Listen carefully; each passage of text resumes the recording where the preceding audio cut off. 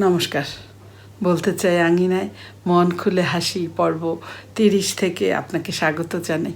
আশা করি আপনি খুব ভালো আছেন। চলে এসেছি আজকে আবারও হাসির আড্ডা দিতে। আজকে আপনারা যারা নতুন, আপনাদের আবারও অভিনন্দন জানাচ্ছি। চলুন শুরু করা যাক। আমার আজকের প্রথম নিবেদন, বাবা ও ছেলে। বাবা ও ছেলে একটি চায়ের দোকানের সামনে বসে আছে। তো ছেলে এই প্রথম শহরে এসেছে, সব কিছু দেখছে। তো ছেলে বাবাকে জিজ্ঞেস করছে, বাবা ওরা কি খায়? বাবা বলছে চা। ছেলে বলছে, বাবা আমি চাইতে পারবো না, আমার লজ্জা লাগে, তুমি চাও। এরপর স্বামী স্ত্রী, সদ্য বিবাহিত স্বামী স্ত্রী। তো স্বামী বলছে, স্ত্রীকে বলছে যে আমি যে বেতন পাই, আমার বেতনে আমি খুব খুশি, আমার বেতন নিয়ে আমি সন্তুষ্ট। কিন্তু বিয়ের পর আমরা যেহেতু দুজন, এবার আমার বেতন নিয়ে তুমি খুশি তো? তোমার ঠিকঠাক খরচ সব কিছু চলবে তো? বউকে জিজ্ঞেস করছে স্বামী। তো সেই স্ত্রী উত্তর দিচ্ছে যে তোমার বেতনে আমি খুব খুশি, আমার চলে যাবে, চলেও আরও বেশি, কিন্তু আমি তোমাকে নিয়ে ভাবছি, তোমার কি হবে? এবার ছাত্র ও শিক্ষক, সব কিছু আজকাল অনলাইন নির্ভর। তো শিক্ষক ছাত্রকে বলছে, হোমওয়ার্ক করেছ? এবার ছাত্রটি উত্তর দিচ্ছে যে স্যার, অনুগ্রহ করে আপনি একটু আপনার ফেসবুকটা দেখুন, আপনি চেক করুন আপনার প্রোফাইলটা। আমি অনেক আগেই আপলোড দিয়ে দিয়েছি এবং আপনাকে ট্যাগ করে দিয়েছি। এবারে দুই কলিগ মনির আর রতন। মনির রতনকে বলছে, রতন, গত সপ্তাহে তুমি আমার থেকে যে ছাতাটা নিয়েছ, সেই ছাতাটা আমাকে ফেরত দাও।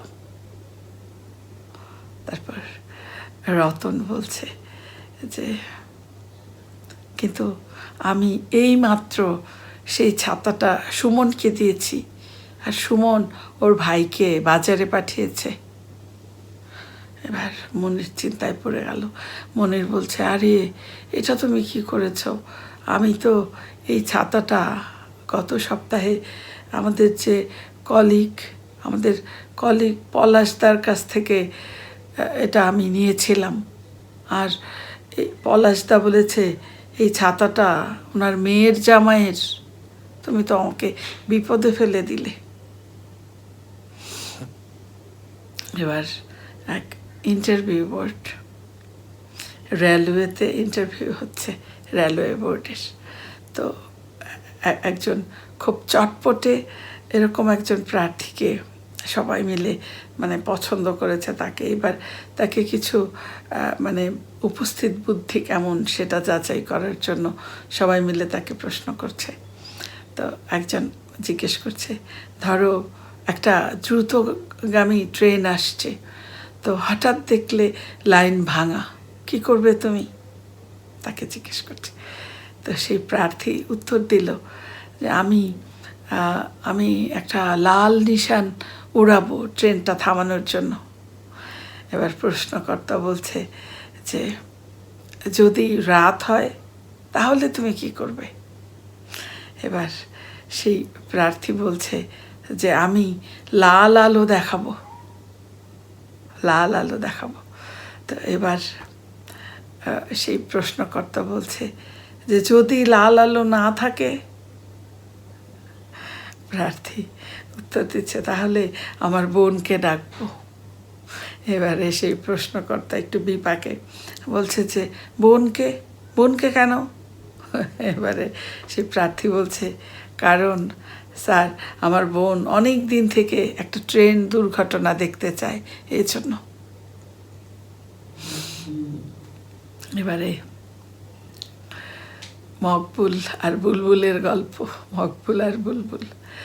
তো মকবুলের মাথায় আঘাত করার জন্য একদম মাথা ফেটে রক্ত বেরোচ্ছে, এরকম আঘাত করার জন্য বুলবুলকে 50 টাকা জরিমানা করেছে ওদের এলাকার চেয়ারম্যান। তো বুলবুলকে জরিমানা করার পর বুলবুল বলছে, চেয়ারম্যান সাহেব, আমার কাছে তো এখন টাকা নেই, আমি বাড়ি যাই, বাড়ি থেকে গিয়ে নিয়ে আসি। চেয়ারম্যান সাহেব বললেন যে ঠিক আছে, তাড়াতাড়ি আসবে, যাও। তো বুলবুল টাকা আনতে বাড়ি চলে গেল, আর আসে না।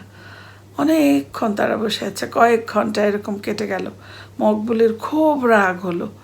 এবার মকবুল রাগে চেয়ারম্যানের মাথায় বাড়ি দিয়ে বলছে, চেয়ারম্যান সাহেব, মকবুল এলে আপনি টাকাটা ওর থেকে নিয়ে দুঃখিত, বুলবুল এলে আপনি ওর থেকে টাকাটা নিয়ে নেবেন।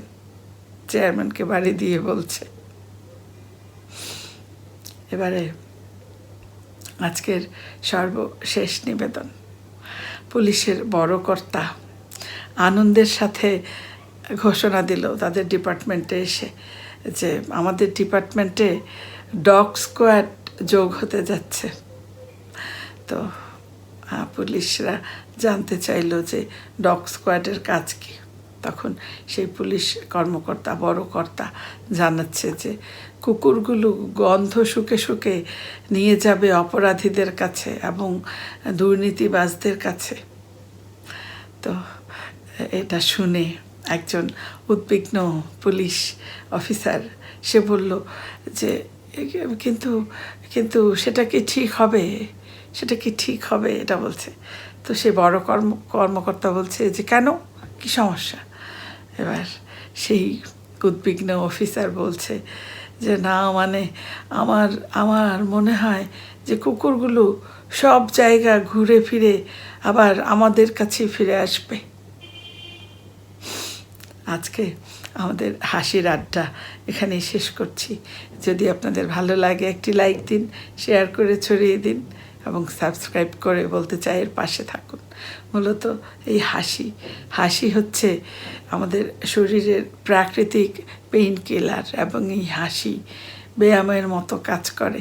এজন্য প্রাণ খুলে, মন খুলে হাসতে পারাটা এটা সৌভাগ্যের ব্যাপার। আর তাই প্রতি শুক্রবারে আমরা জড়ো হই এই হাসির আড্ডায়। আপনারা যারা এতক্ষণ আমার পাশে ছিলেন এবং হেসেছেন, আপনাদের অসংখ্য ধন্যবাদ। আবারও আমি হাসির ঝুলি নিয়ে ফিরব আগামী শুক্রবার। ততক্ষণ আপনারা খুব ভালো থাকুন, সুস্থ থাকুন এবং মন খুলে হাসতে থাকুন। শুভরাত্রি।